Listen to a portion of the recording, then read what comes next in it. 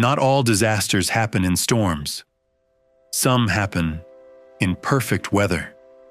Mount Everest, the highest place on Earth, 8,848 meters above sea level. A place where the air is too thin to think clearly, and one small mistake can cost everything. In May 1996, climbers from around the world gathered at Everest Base Camp. Different teams, different goals, but all chasing the same dream: to stand on top of the world. Among them were experienced guides, including Rob Hall and Scott Fisher, two of the most respected climbers of their time. They weren't just climbing, they were leading clients, people who trusted them with their lives. The plan was simple: climb during a short weather window, reach the summit, and get down before it closed. Because on Everest, getting to the top is optional. Getting down is mandatory. May 10th, Summit Day. Climbers began their final push in the early hours of the morning, headlamps glowing in a long line, moving slowly through the darkness. Step by step, higher and higher into the death zone, above 8,000 meters, where oxygen levels are so low, your body is already dying. At first, everything seemed fine. The weather was clear, the wind was calm, but there was a problem. Too many climbers, and not enough preparation. Bottlenecks began to form. Fixed ropes weren't set in time. Climbers had to wait, standing still in freezing al-hawa, losing energy, losing oxygen. Time was slipping away.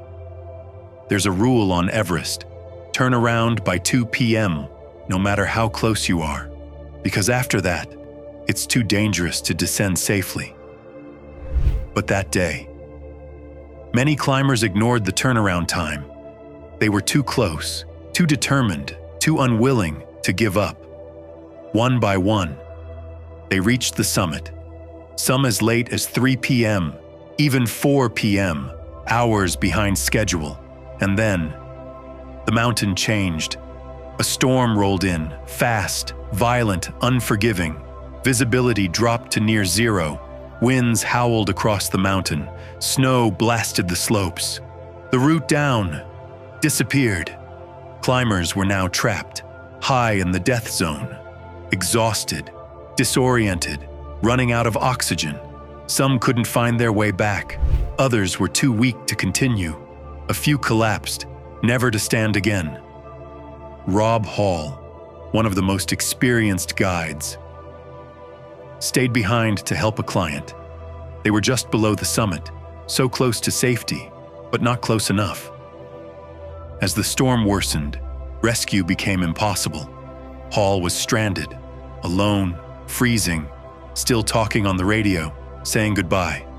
Elsewhere on the mountain, climbers wandered in the whiteout. Some walked in circles, some sat down, just to rest. On Everest, rest can be fatal. Night fell. Temperatures dropped even further, and one by one, the mountain claimed its victims. By the time the storm passed, 8 climbers had died. It became one of the deadliest disasters in Everest's history. The tragedy shocked the world, because many of them were experienced, prepared, and still, they didn't make it back. What went wrong? Too many climbers, delayed decisions, ignored turnaround times, and a storm that arrived at the worst possible moment. The 1996 Everest disaster revealed something important. On the world's highest mountain, experience is not always enough. Strength is not always enough. Because above 8,000 meters, every second counts. Every decision matters. And sometimes, the mountain doesn't give you a second chance. Everest is still climbed today. More crowded than ever, more commercial than ever. But the danger has never gone away.